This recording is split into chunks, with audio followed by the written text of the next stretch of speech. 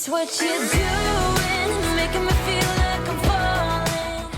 Hello. Today we are doing another episode of painting on random stuff. I still have quite the collection of random stuff. Let me show them to you. The first object is a wooden spoon. I used to cook with this until a dust started coming off of it.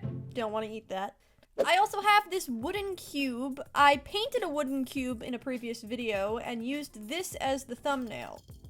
These three wooden skeleton charms, they came on the top of Halloween cupcake toppers, and I thought it would be fun to paint them. Last episode, I was told that this thing is probably not a business card holder. It's probably a recipe card holder, which honestly makes a lot more sense and is probably more functional. It could be really fun to paint this and then come up with some recipes for my characters. I also have these two AirPod case holders. I figured it would be fun to create fruit-themed characters on the outside of these, so that's why I got them. And I have this container, which is supposed to be a container for wooden spoons, but I'm actually using it for art supplies. So these are all of the random things that I have collected throughout my house that I feel like I would like to paint on. Very random collection of stuff. And for this episode, I've decided to paint on the wooden spoon. I feel like this spoon has been calling to me from episode 1. It's been saying, please, twirl me like a baton. You are so talented at baton twirling. This spoon is just very random to paint on, and it honestly warms my heart how random it is to paint on a spoon. But also, I feel like I've definitely seen very decorative painted spoons in like Home Goods or Marshalls. I don't know if anyone knows what I'm talking about, but I feel like it's definitely a thing that I've seen. Like a very nice decorative spoon. Anyone?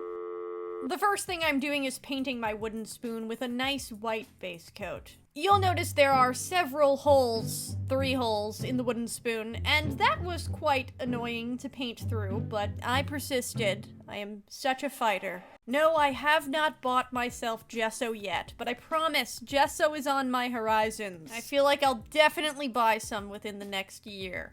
Maybe. I don't know. If you haven't noticed, I take forever to buy anything. I am a very hesitant spender. I gotta think through my purchase, make sure it's worth it, make sure I've tested all of my other options, and I truly need the gesso. I think at this point I do need the gesso, but I just have to buckle down and buy it. After only 2 coats of white paint, we have our wooden spoon, totally white, and ready for this lime green. I actually used this lime green a couple of weeks ago, and I managed to wrap it in saran wrap, stick it in a Ziploc bag, and it stayed wet for 2 whole weeks. I don't know how much longer it's going to last, but I was honestly kind of impressed by that shelf life. After I painted the bottom half the lime green color, I took out my teal, which I also used 2 weeks ago on Jenga. I used this darker teal to create a lighter blue color. The light blue color is going on the top half of the spoon. So the base color for this spoon is going to be blue and green, which is actually one of my favorite color combinations. My childhood bedroom growing up was blue and green. I had like light blue on the top and then lime green stripes on the bottom half of the walls, which when I say it out loud sounds kind of crazy, but I promise you it looked really fun.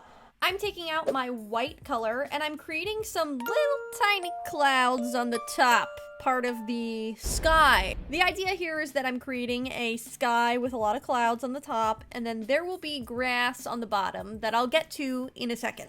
At first, when I painted this, I was doing it in a diagonal direction, which I do like, but then I felt like I was adding too many clouds at once, and I was like, is this too much? And I was like, no.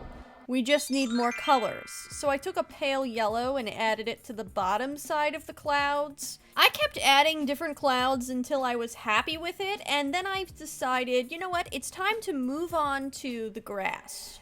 When I painted on the grass, you can see it looks like I'm just painting green on top of green. But there is another color there, in fact. When it dries, it's a darker green. I'm doing this because I'm trying to build up different colors on the grass to make it look like this is a, you know, actual grass scene.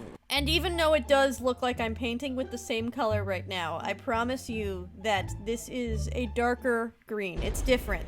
So you can see now that the dark green dried, it's dark, but as I was painting it, it was like I was painting with nothing. I'm also adding a lighter green on top of all of this to add some highlights to the grass and just make things look like they're all different colors. Well, technically it's all the same color because it's all green. What I mean is it's all different shades of green. Well, really it's only 3 different shades of green, so it's nothing too crazy. But I'm adding blades of grass to the top part of this, so that nothing looks like a harsh line as we enter the horizon and into the sky. I'm also creating little puffs or tufts of grass throughout the grass, so we have some more grass on grass. Am I making any sense? I feel like I'm just rambling about grass and there's little blades. Oh no, now I hear the lawnmower coming from down the block. Is this manifesting? No, I don't believe in that. But what I do believe in is creating some very nice, fluffy bunnies. Not the bunnies! And for that, we're gonna need some nice orangey brown colors. There are all different types of bunnies in the wild, but around my house, there's really only brown bunnies. I don't know if I'm just living in a brown bunny specific area, but pretty much every bunny that I've ever seen outside my window has been this brown color. For the size of this wooden spoon handle, I feel like I'm creating a pretty large bunny. He's really getting up close and personal, and we're looking at him and he's going, huh? What's going on? He's a curious rabbit. He's got one ear up in the air, listening, and one ear down, and his 2 front paws are kind of just dangling there. Personally, I'm a big fan of the derpy arm look, where the arms are kind of just like dangling in front, hanging loose, but people tend to complain when I do it that way because they say it looks like a certain body part. I disagree. I don't think so. I think it definitely still looks like an arm. You can see I'm using a white color to kind of create a lighter color inside of the ear. I also added a fluffy bunny tail because that is obviously the best part of bunnies. For the eyes, I'm using that same dark brown color I've been using for the shading. I'm making the eyes far apart because that is the cutest way, and I'm also adding a derpy face. Now, in the background, we are going to create progressively smaller and smaller bunnies. This is a medium-sized bunny in the background. I started right in the center, so I got an idea for how large and how small we're willing to get with the bunnies. Behind that bunny, at the horizon line, we're creating another tiny bunny, and you guessed it, we're creating another bunny that's a little bit bigger. I really appreciate the shape of this bunny in particular. And then for the sky, we have a lot to do in the sky, because it's kind of a blank canvas up there. I mean, we only really have clouds, and I decided it would be best if we added some balloons with bunnies holding on to the strings and floating away. Don't worry, they'll be okay. They're not gonna get injured or anything like that. They're just having a nice ride up in the sky. No need to be alarmed, except for maybe that one, because he looks like he's upside down. To bring all the colors together, I added that coral color that I had used for the balloons to the grass as poppy flowers. Although I guess poppy flowers actually have a black dot in the center and not a yellow dot in the center, so maybe this is just a regular pink flower. On the back, I did add my signature in that coral color and also added some poppies to that as well. And now it's time to take out our glossy Mod Podge, which is very, very low. There's basically nothing inside it. I don't know why I'm still using it. It also has